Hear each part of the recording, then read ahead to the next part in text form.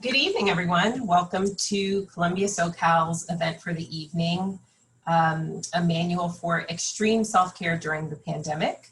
We encourage you all to participate with Dr. Reiss as she presents with us. There will be some moments where she's going to deliver some information sort of uninterrupted, but then she'll invite you to ask questions. So we just ask that you use your mute and unmute accordingly.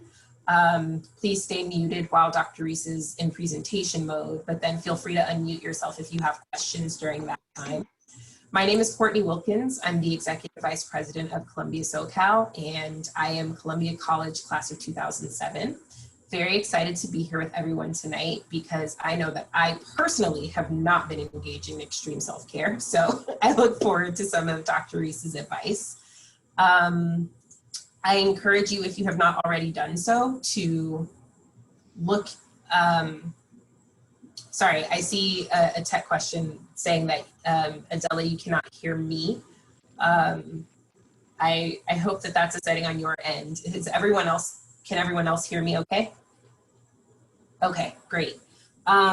So Adela, I will try and chat you once I get off the microphone here, but if you have not already done so, I encourage you to look at our website, which is socal.alumni.columbia.edu. And that's where you can sign up for our mailing list. You can see our upcoming events, and you can also engage with us, send us notes, and just let us know what type of programming you'd like to see. If you like this type of programming, if you like more social programming, we're doing something for everyone, and we're trying to pull our community together in this time of isolation. So please connect with us. We're looking forward to connecting with you. And without further ado, I turn it over to Dr. Reiss. Thank you so much, Courtney. So this is a time on the planet when I would say that most people are challenged, and people are challenged in all kinds of different ways. And so we're going to be talking tonight not about self-care. Self-care is, well, I'm going to take a bubble bath, or self-care might be, I'm going to do something nice for myself. What we're going to be talking about is extreme self-care. And extreme self-care is really going to the roots of it. It's really going to the core of what is really going on with us. And the pandemic is simply the format to talk about all of this and to bring this forward. So there are those of us who might say, well, I do great self-care, and there are others who might say, well, I'm in the middle, and others who might say I'm not doing so much. So we're going to be talking about some of the deeper roots of all of this. So a little bit about me. I'm Dr. Miriam Reiss, and I graduated from Teachers College in 1974. I taught for 1 year. On the high school level. I taught high school English and remedial reading at an alternative high school in Manhattan. And then realized that this thing that I had dreamt of for all those years was the reality of it at that point was different on a day-to-day level than what I had imagined it would be. And I moved at that point into doing many other things. I became a marketing director. I was a graduate school admissions director for schools of management, some of the top management schools in the country, MBA programs. I've done a lot of different things. And for the past over 20 years now, I've been an executive and career coach. And my work really is about going into organizations and working with people one-on-one. So one of the things that's always been so for me is that I've always been a seeker. I've always been someone who was curious about the world and who wanted to go both around the world and also wanted to explore within myself. And one of the things I noticed in my own pattern of personal growth was that I would do all these workshops and trainings and different sorts of self-help books, and I would initially feel better directly afterwards. But then what would happen a short time after the glow of that wore off was that I would be back where I started. And I would be back to what I'd called rock bottom self-esteem. And I didn't understand for years why what I was doing, why it wasn't sticking. I was going to these creme de la creme trainings. I was investing a lot in my personal growth. And I was finding that the effects simply weren't lasting. So about 2.5 years ago, I decided that I really wanted to comb the depths, and I wanted to really, I'm a good researcher, and I decided I really wanted to do some deep inner research. And so I decided to use a tool that I've been using for many years, and this is called a labyrinth. And could we show the picture of that labyrinth? This would be a good time to go to some of the slides that we have.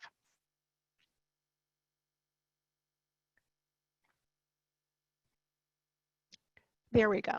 Okay, so this is the labyrinth that I walked, and I walked it for 7.5 months, and it is called the Peace, Awareness, and Gardens Labyrinth, and it is a sacred labyrinth.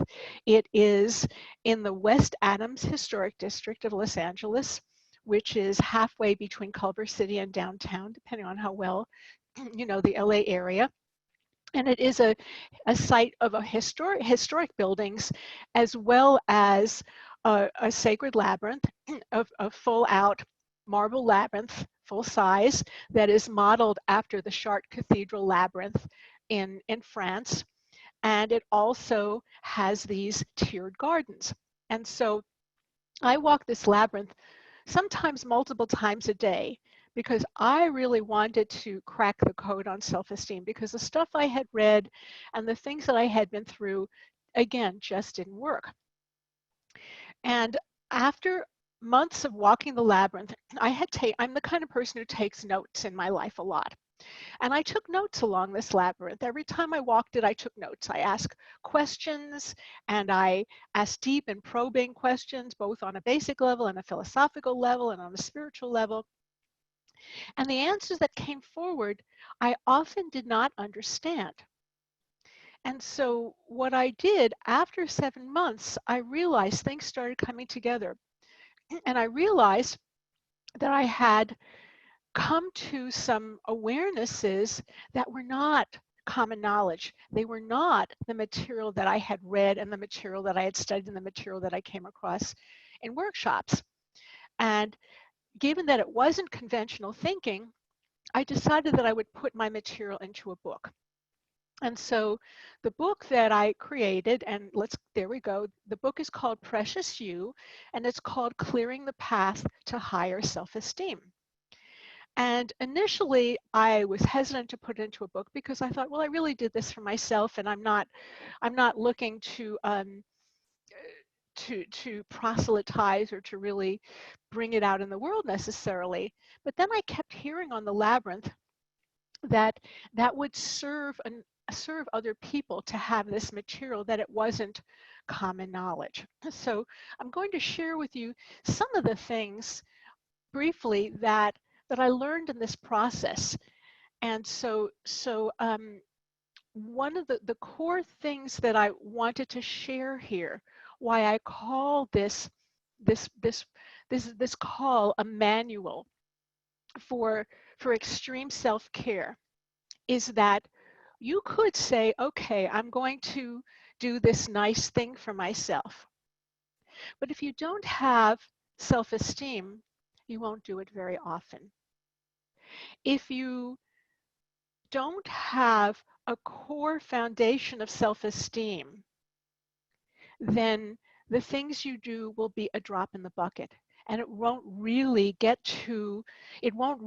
envelop and become part of your foundation, which is what's necessary for this pandemic. So I could go through a list of things that are self-care kinds of things. And it might be, well, it's nice to journal, and it's nice to meditate, and it's nice to spend some quiet time with yourself. And it's nice, there are many, many, many things that you could do that would constitute your version of self-care. So I worked with someone this morning, a client who told me that their self-care during the pandemic is that they're learning to play the ukulele. For them, that's their self-care. Would that be your self-care? Maybe yes, maybe no. So this is an invitation for you to find what is your self-care and what will really serve you. And what's really fantastic is when your self-esteem is foundational, really present, then you will be full of ideas and ways to take care of yourself, and it's going to vary by the moment. So let's move on to the next slide. I want to share with you the first thing that I learned in this process. And the first thing I learned is that self-esteem and self-confidence are not the same. We use them interchangeably in our society and our culture, but in fact, they are opposite. Self-esteem is your relationship with yourself. It's part of you, and it goes with you wherever you are. It is intrinsic and inner and relational with you. Self-confidence is built from external factors. So if I decide I want to learn how to ice skate, I might go out on the rink and I might say, okay, I'm going to learn, and I might be pretty fragile and pretty imbalanced and tottering the first few times, and then after a while, maybe I'll get some lessons, maybe I'll get some instruction, maybe I'll just keep practicing, and after a while, I'll be able to stand on the ice, I'll be able to glide on the ice, and in time, we'll get better. So self-confidence will come as I get better at it. So I might have, if I really practice and got really good at it, I might have high self-confidence, but that doesn't necessarily mean that I have high self-esteem. The two are individual and separate.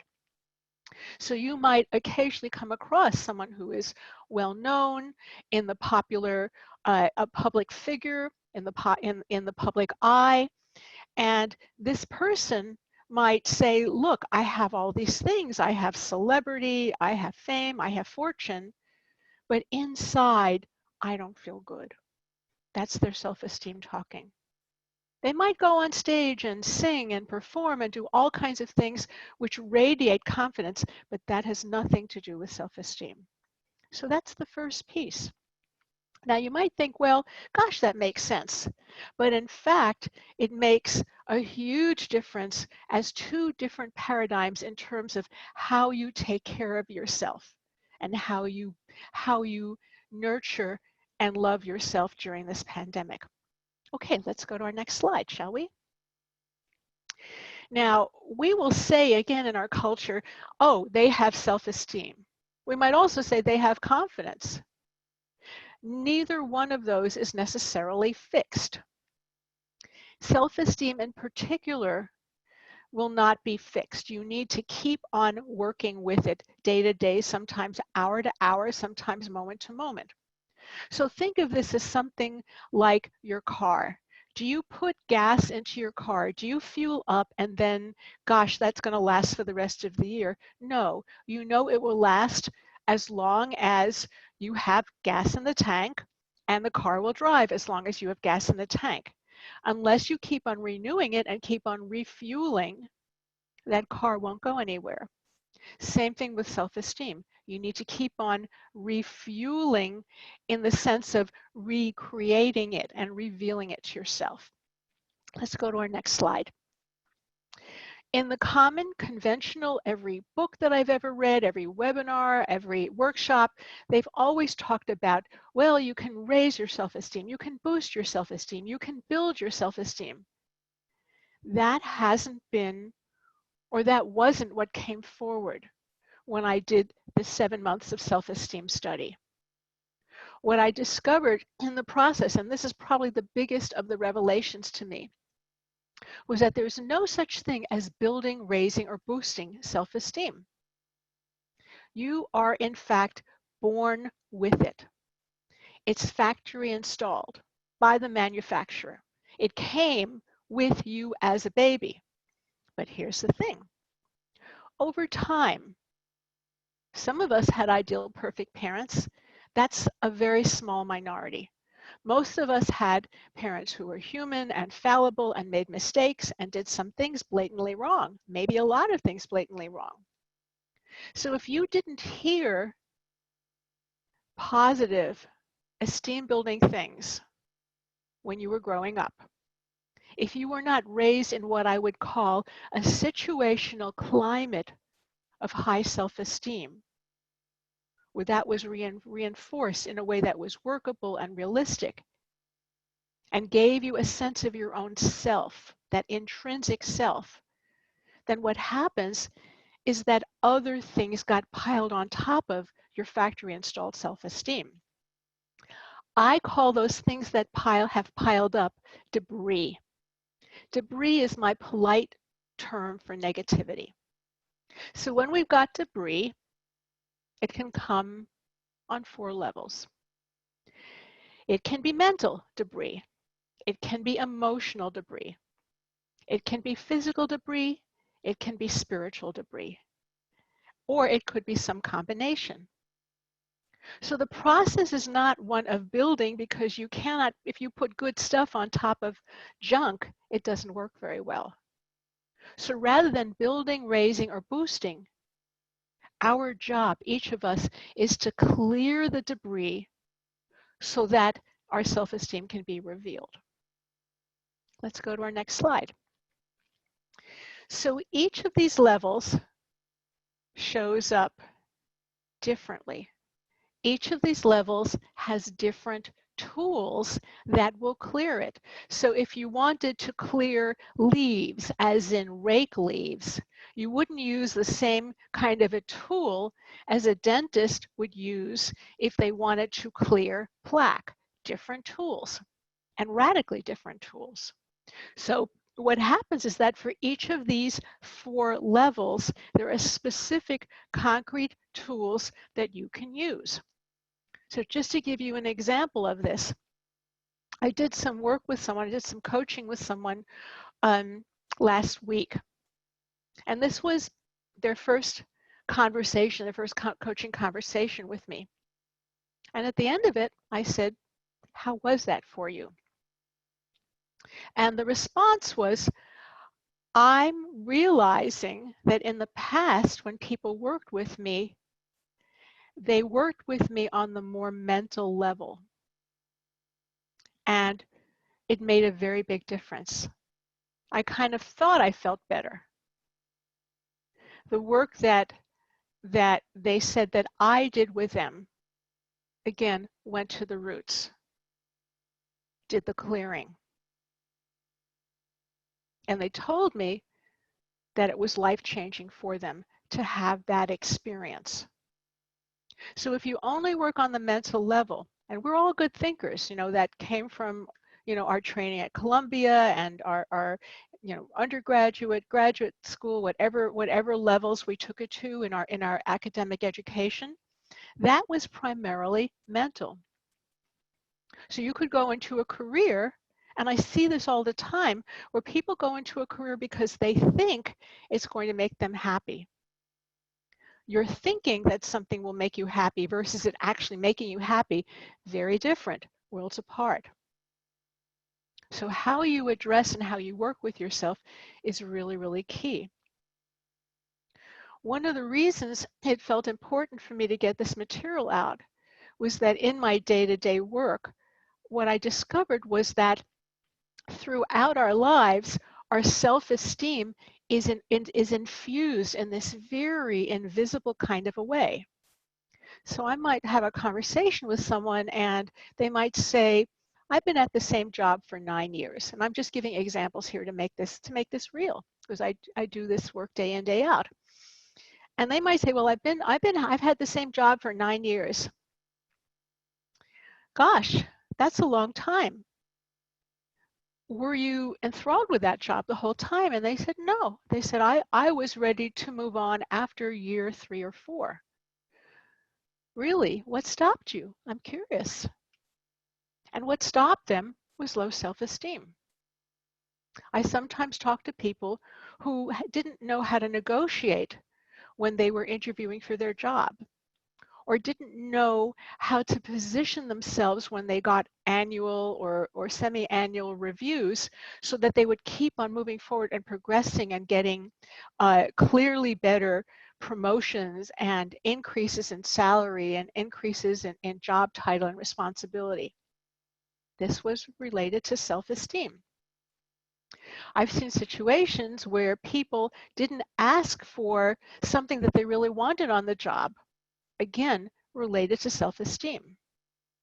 And often we have stories, and those stories are the things we tell ourselves in order to make ourselves feel better. I call that rationalizing. To me, the word rationalize breaks down into two words: rational and lies.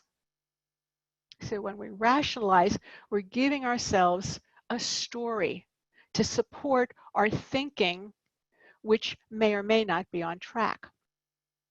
Okay, so I'm going to open up the floor now to questions from each of you, and this is an opportunity to jump in, to dive in any questions you may have, anything that's present. I'm going to be going into more material, but I want to stop at this moment to give you a chance to say whatever's so for you. So you will need to unmute yourself in order to be heard. Dr. Reiss? Yes. My name is Winifred, and I have pretty good self-esteem. I'm confident. I do comedy and speak, but I noticed with the pandemic right now, I've been going in and out of sadness. And I do nice things for myself. I do online painting. I'm writing new comedy material. I blow bubbles. But then that sadness goes in and out. Is there anything you would recommend for that? Because I'm looking for a therapist and it's hard to get. I had a therapist, but the Venice Clinic, I now have insurance. They're telling me I have to pay $100 to speak to someone. So I can speak to you. You can definitely speak to me. I'm not a therapist. My training is as a professional coach, Yes. but I do have training in counseling, and I have a background in consciousness, health, and healing. Oh. So do I have your permission to do a little coaching with you? Yes. Okay. Thank you. Mm-hmm. I don't coach without permission. Yes. So tell me, have you ever had the sadness before the pandemic? Yes. I'm going to ask you to flash back. Okay. What was the first time you ever had that feeling? How old were you? First thing that pops up.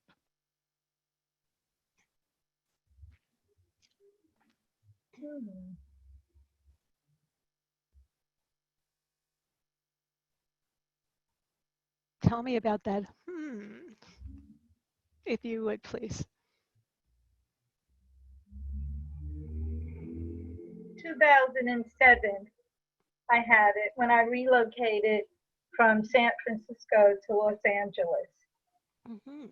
And I was on the plane and I broke down crying, and because I was sad that I was leaving the Bay Area because I wanted to come here and pursue the comedy. And one of the flight attendants said to me, "What's wrong?" And I said, "You know, I'm feeling sad. I made a major move," which I was happy about. But I just broke down on the plane, and she said, "I'll buy all your drinks tonight." Oh, that's sweet. You know, and I think that's when it really hit me, you know. So, but I just been going in and out of it right now. And I think some of it's due to the pandemic because of isolation and not being able to perform on stage. That's part of it. You know, Zoom is okay. I think technology is great, but it doesn't cut the mustard to perform in front of a live audience. You know, so. So was that the earliest? Was there any earlier experience when you felt sad? And again, first thing that pops in, don't overthink it.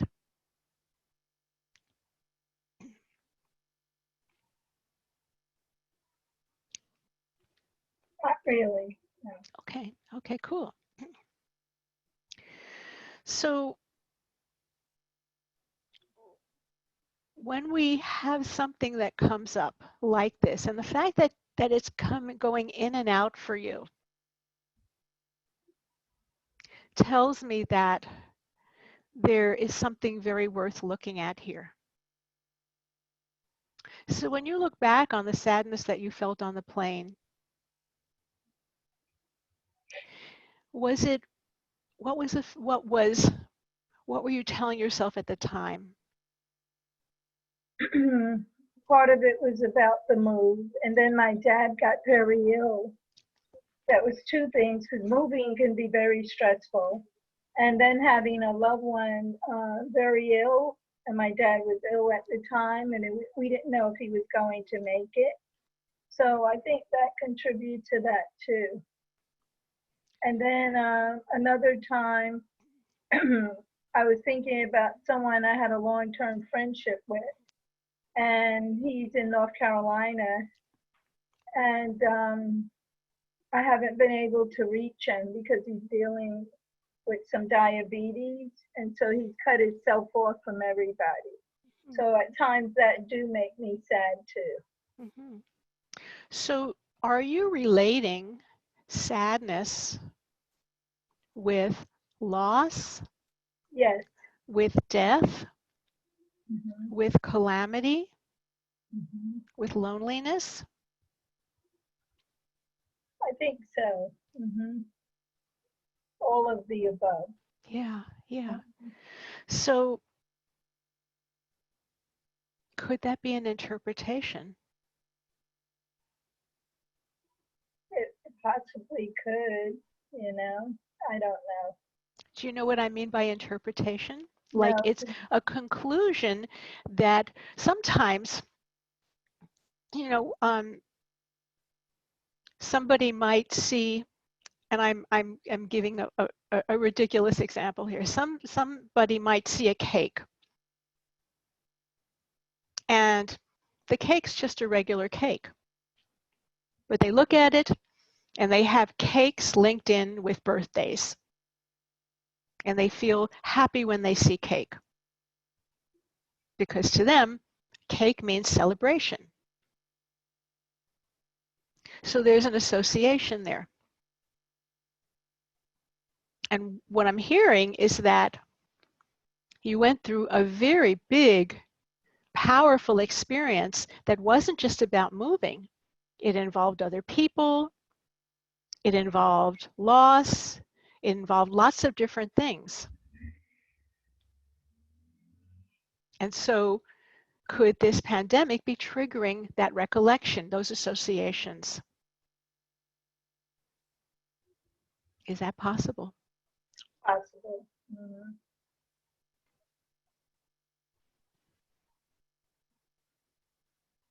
So what would you like to do about that? I don't know. That's just it. I don't know. I just continue doing the things that I do, you know, writing and exercising, you know, taking some walks. I buy flowers for myself. I try to buy them every week. Also read different scriptures that help me. I listen to Louise Hay at night on the podcast, so that's all I've been doing, you know. Do you let yourself cry? Yes, it's healthy to cry. Yeah, yeah. It's a release. Yeah. So the things that you're feeling, based on what you're telling me, are connected with your thinking and with your past experience. Yeah. So have you ever been on a road and you were going to a particular location and you passed a couple of different exits and you said, well, I'm not going to take those exits because those exits are not going to get me to my destination. So the first place to go to are your emotions and your mind.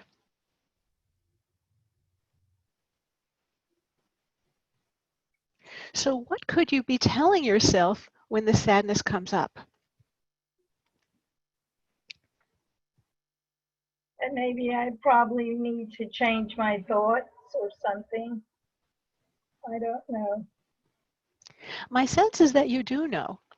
See, when you tell yourself, I don't know, Mm. what happens?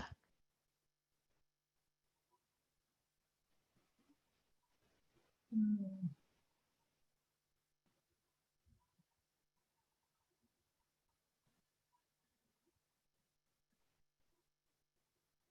Mm. Do you go up or do you go down when you say, I don't know? Kind of in the middle. It's fair enough. Mm-hmm. So is this situation the same as the situation you had when you were on that plane?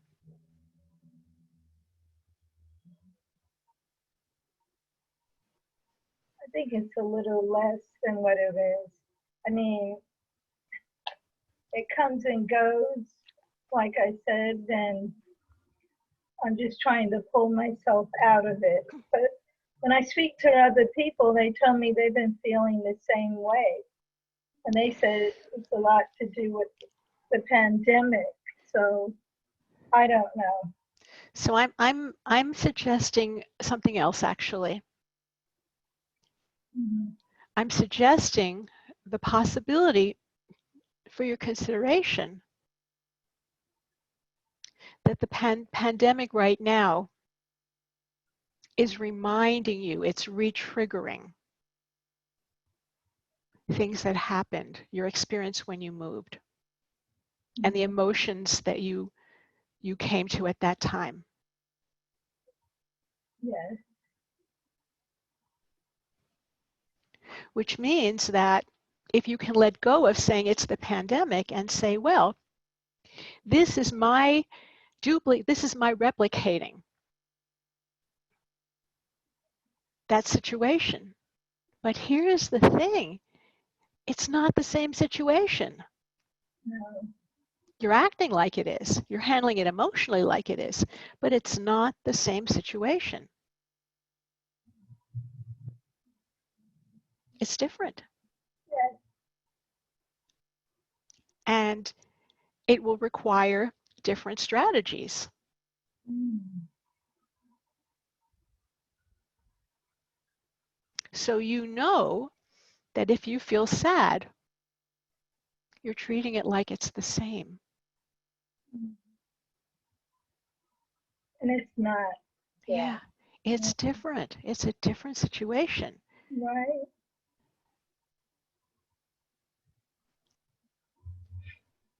And as the smart and resourceful woman and powerful woman that you are, when you find yourself going down the road that says, I feel sad, that says that you're letting yourself feel, duplicate, replicate the old situation. When in fact, is there an option to say, this is new? Can I make Zoom my stage? A lot of performers are. I know. It's true. It's true. So I'm inviting you to watch what you tell yourself, because what you tell yourself is going to determine, in your mind, that's going to determine where your emotions go.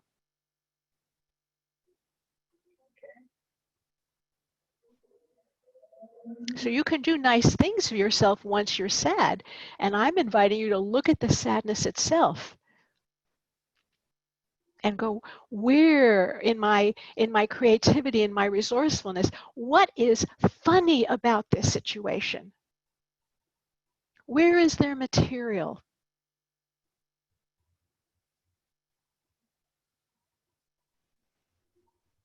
Stand-up comics, and I watch a lot of them, and I've done stand-up.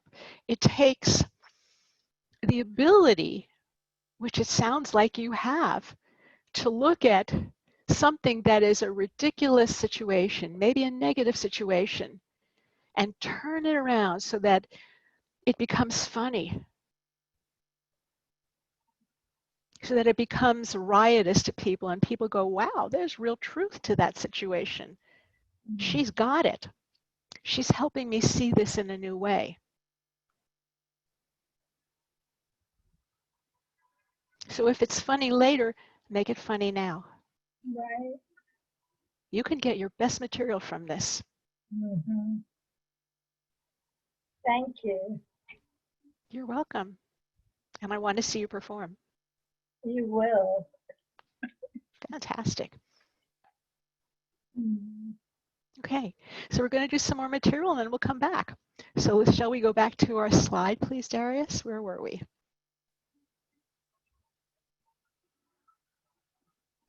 Okay, so we talked about the 4 levels. So we talked about, or I talked about, the essentials of debris clearing. One of the core essentials, and I started doing it a little bit with Winifred, is that your mind is a ball machine. What do I mean by ball machine? Well, I used to play tennis at Columbia on the courts on Riverside Drive.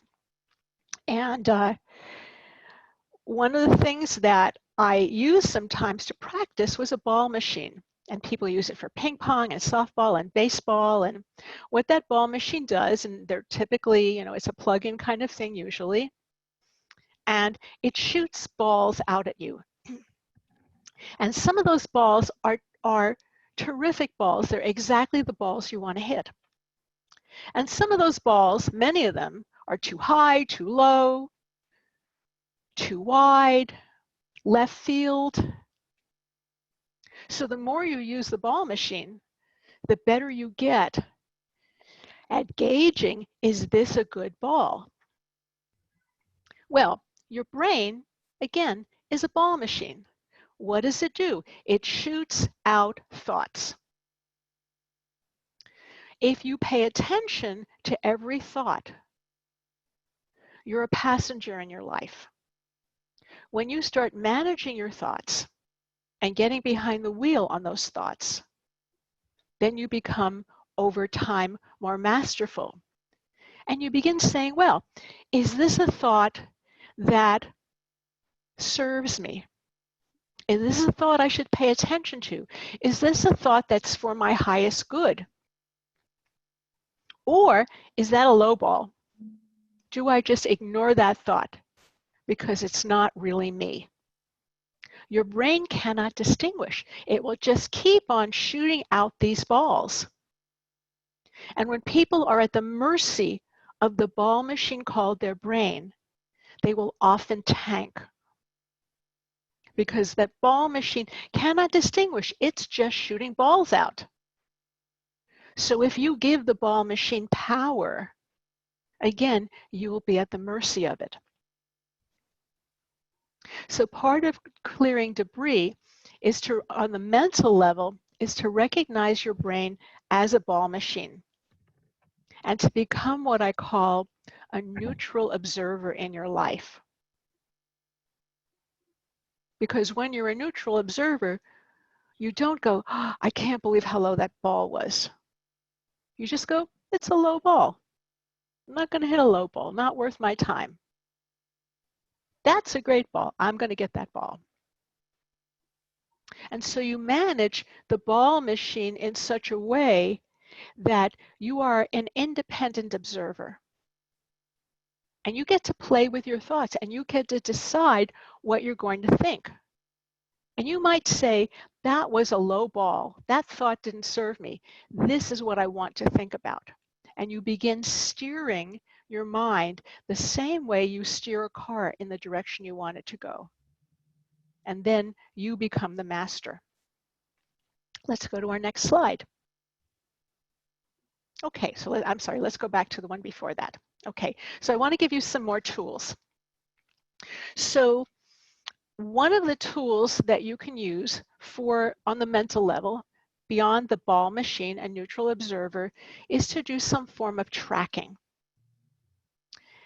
Whenever we want to measure something, if you track your thoughts and you notice where your thoughts go, you will begin starting to take mastery. And these are, I provide many tools in the book. I'm just giving you some of the core ones that I'm using, that I use day in, day out. Let's talk about the emotional level. When you want to debris clear at the emotional level, Then you might go to the place called I'm sad because, or I'm upset because. So let's use I'm upset because. That's a very common one that people will say. They'll say, well, I'm upset because you did such and such, and and it goes like that. When we are upset, it has nothing to do with the other person, ever. It's simply our believing that it does. But there's something inside us that wants to blame or project. This is part of being human. It's part of every human being. It's the way we operate. It's not a bad thing. It's just part of being human. So when we look at clearing on the emotional level, what we have a chance to do is the essence of what I did just now in that little bit of coaching, which is to go back and to say, when was the first time that this happened? When was the very first time? And often it's when we were 2 or 3 or 4 or 5 or a teenager. And something got provoked that very first time we had that emotion. And that, if it's not healed, if the issue is not, that triggers us, is not resolved, we will keep on repeating it well into our adult life with different people, different players. These people are our teachers. And we will keep re-experiencing that until that debris is cleared. Let me give you an example of this. I worked with someone some years back who, when they were about 3, were in a park with their parents. And their parents said to them, would you like some ice cream? And they looked, from my recollection of what they told me, they looked and they saw the ice cream and they saw the consistency of it. And they told me that to them at that time, it looked disgusting. It didn't look like something that they wanted. It looked messy and it just didn't look like appetizing, didn't look like something that they wanted. And they said no. And at that point, the way they related it, their parents said to them, you're not like other children. You don't want things that other children want. What's wrong with you? And so every time in this person's life, when something would come up where their insides would say, no, this isn't quite for me, they would have that associated with not being, quote, normal, that they were different, that they were like an alien. And they kept on feeling different and separated and isolated, and like their opinion didn't matter, they couldn't trust their insides. And they carried that well into adulthood. And they didn't realize that it was the same situation from when they were 3 that kept on getting re-triggered over and over and over.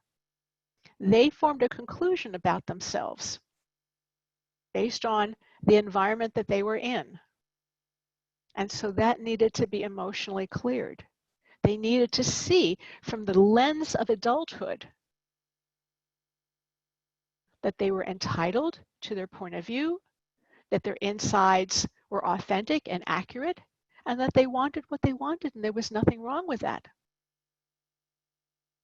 Okay, let's open the floor. Questions, thoughts, comments? Thank you.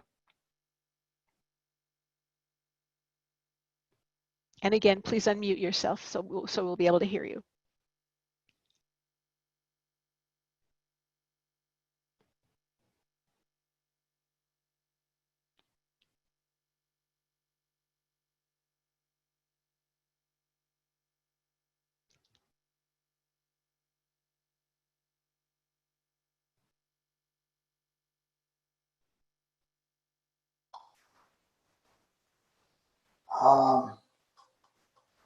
I can speak up for a minute here. I'm Will Nettleship. And I was really interested in you're talking about clearing out the debris and seeing it in these various levels of mental and emotional and so on. And I was interested too that you were talking about the labyrinth, because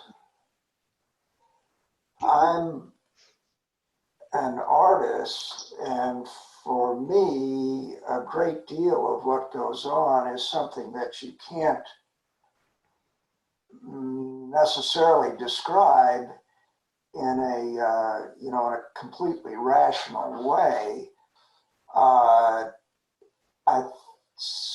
I suspect that I do understand, but I'd be interested in your talking about it for just a minute or two, what you got out of the labyrinth. But my thought about it is this, that I know that I can't find my way to what I'm looking for in my work unless I quit thinking. That it's absolutely vital for me that I don't put it into a rational discussion. I have to freewheel on some level, and I, maybe I'm wrong about this, I suspect that the labyrinth is one of those things that allows you to put the rest of your life aside just for a moment and completely freewheel. Because what am I doing? I'm watching where I put my next footfall. It's like I'm here, and then, I'm 30 centimeters further on, I'm there, and then I'm 30 centimeters further on, and then I'm there. And it would have the effect of clearing your mind.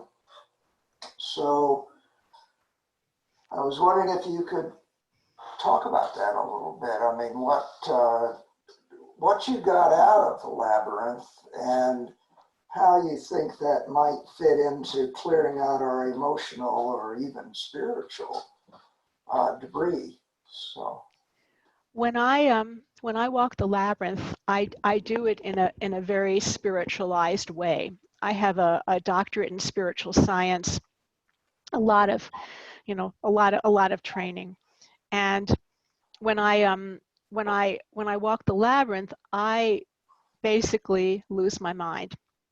And I ask very specifically, for that to come forward, which is for my highest good. And it's a process for me of going and listening.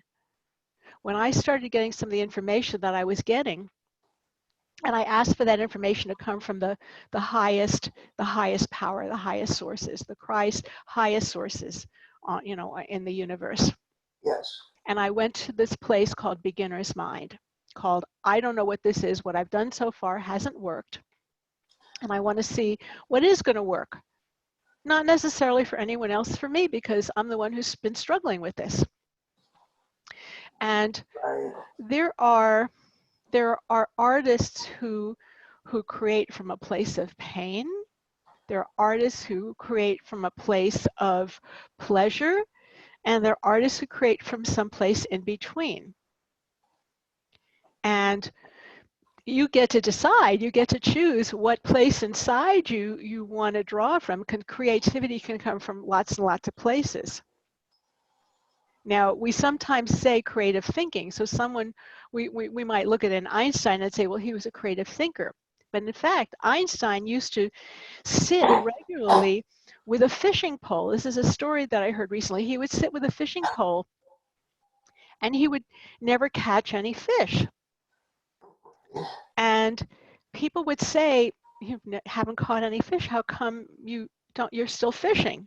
That must be frustrating. And he said, well, actually, I never put any bait at the end of my fishing pole, because for me, fishing is an hour of just sitting and being and letting things flow and letting my mind wander.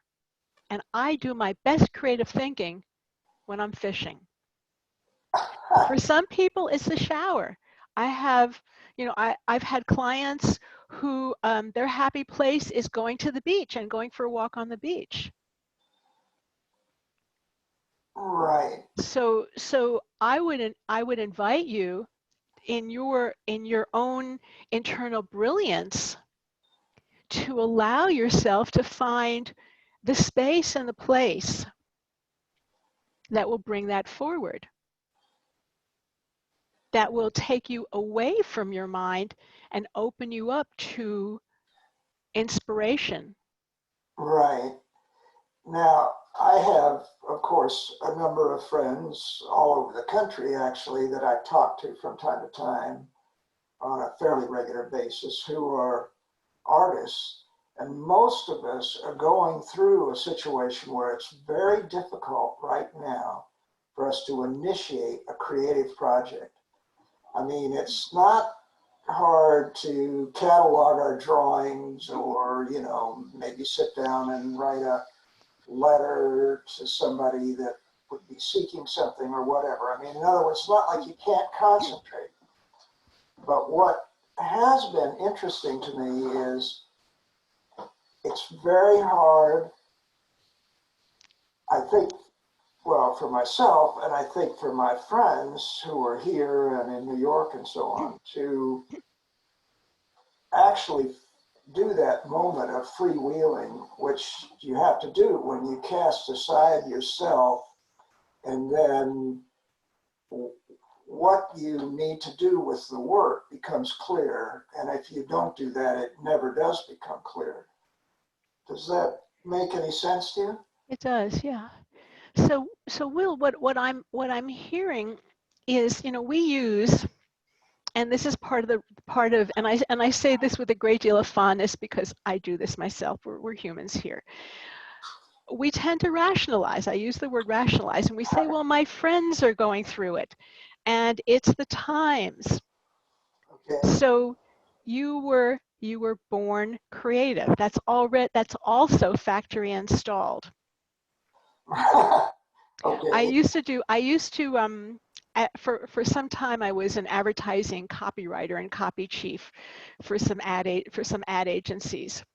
And I remember one year I had we had a project, an agency project with a company, and I don't know if they're still in business. It was a chocolate candy company called Fannie Farmer. And it was an old established, it showed, it was an old established kind of institutional kind of a chocolate company. Right. And our job was, we were writing some, I don't remember if it was billboards or print ads or something for this candy. And we were advertising for Christmas candy. That was our project. Okay. And I remember that the art director and we went into a space, maybe it was his apartment, maybe it was an office. We went into the space and we closed all the doors and the windows, and we put on, it was the summertime, it was, New York weather, and we put on Christmas music, and we got out Christmas adornments, and we got ourselves into the Christmas spirit, because after all, we were promoting Christmas. Right. And we did a really good job of getting into the Christmas spirit. Because we were, with advertising, you're writing about, you're always ahead. You're writing and Right. creating something way before it exists. Right. Right. Way before it's reality. By the time, it's like a movie. In LA, by the time it comes out, you're on to the next project. Right. So I would invite you, I would encourage you to find out in your wiring, what environment do you need to create for your creative spirit? What's it going to take? And maybe you paint polka dots on your walls, or maybe you play, you know, this is the first time we've had jazz before we started a webinar, and I love it. I'm a jazz fan. So for me, that already got me in the mood. So it's called, is there a kind of music? Is there a kind of decoration or decor? Is there something you want to have in your environment and something you don't want to have in your environment? And create that. You are in charge. You are in control of that. Right. Well, I will say this, and that is lately, I mean, I'm 75 years old now, so, you know, a lot of the work that I did earlier in my life is not what I would be doing now, you know, but the last few years, let's say, I've been working on heads, and the heads are people that I don't know. Then there are people that I see when I'm walking on the street, or I go to a concert, or I sit in a restaurant or something. Fantastic. I like that. I'm really interested in the idea of seeing, I don't take their picture or anything, but to remember them and see if maybe I can make what they really are just simply from memory, even though I don't know them. Does that, you see what I'm driving at there? I do. And I can't do it. I can't get out right now, obviously. I mean, in other words, I'm literally held in place by the pandemic. I'm not going to a concert. I'm not going to, you know, a restaurant. And everybody I see out off of the premises, so to speak, is wearing a mask. So, So, Will, this is a creative opportunity. So if I wanted to remember what your head looks like, yes, I would take a snapshot of it right now. You're not wearing a mask. well, I would ask your permission. I might say, could you please pose for me? Can you stay after the webinar, after the Zoom call? We are juicy human beings. We are creatively juicy. Yeah. So Well, every time you say to yourself or to somebody else, I can't, use that part inside you. right. Shift that. Yeah. That's an opportunity. All right. Well, that's an interesting thought. Okay. Well, thank you very much. You're welcome. So let's go to our last slide, please.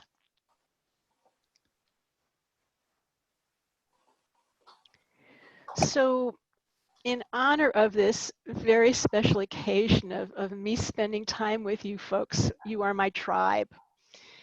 I want to offer you a very powerful opportunity. This is a complimentary coaching conversation. It's more of a conversation than a consultation, actually. It's up to 60 minutes, and it would be my heart's desire to gift this to you, no strings attached.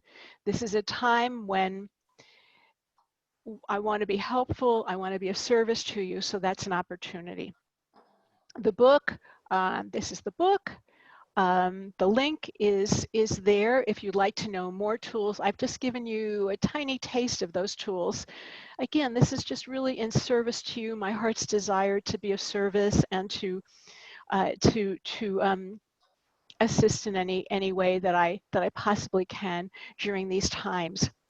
Notice that during these times, there are organizations that are barely surviving, and yet there are organizations that are thriving. There are people who are barely surviving. There are people who are thriving. I would invite you, as the intelligent being that you are, to look for the opportunities where you can thrive and to realize that even this pandemic time is rich with opportunity. I created this book during this time, got it published. I'm working on my second book. I'm creating other things as well. It's a juicy time to be with yourself, to be in this kind of intimate conversation with other people, and to really take advantage. It's been my pleasure talking to you and working with you, and I appreciate your willingness to listen and to share who you are. And I'll turn it back now to our host. Thank you so much, Dr. Reiss. Hi, everyone. I didn't say hello in the beginning. Courtney introed us. My name is Darius. I work with the Columbia Alumni Association here in SoCal. I want to thank everybody, especially Dr. Reiss, for the amazing presentation. I know I learned a lot, and it's going to be super helpful, during everything that's going on. I invite you to, join us at future events at our website, columbiasocal.alumni.edu. And we're having events, every other week, multiple per month, mostly virtual, obviously, all virtual, but we would love to see you there. And thank you again, Dr. Reiss. And I do just want to give a quick note here that this presentation was recorded. We're going to do a lot of cutting of it, though. So if you want us to remove anything, please just shoot us an email, and we can remove anything from a recording so it's not shared. Thank you again, Dr. Reiss. Thank you again for everyone who came. I really appreciate all of your time. And I'm going to post the link to the book here in the chat before everyone leaves. So if anyone wants to open it right away, they can. Thank you. It's a joy to meet you all. And I'm sure our paths will cross again on these calls and elsewhere. Bye, everyone. Bye-bye now.